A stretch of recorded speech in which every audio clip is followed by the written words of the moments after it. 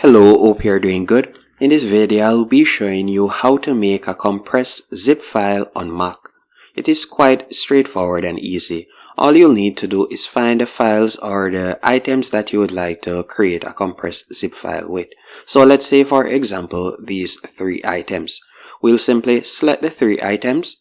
Then you're going to right click and you'll see the option compress. You're just going to tap on compress right there.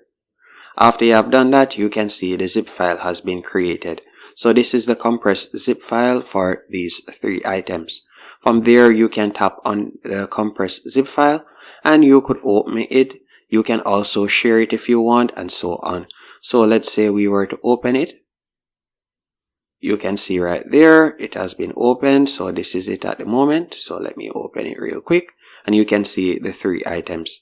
So that's a compressed zip file. Hope you found this tutorial helpful and informative. If you did, be sure to hit the like button and subscribe, and thank you for watching.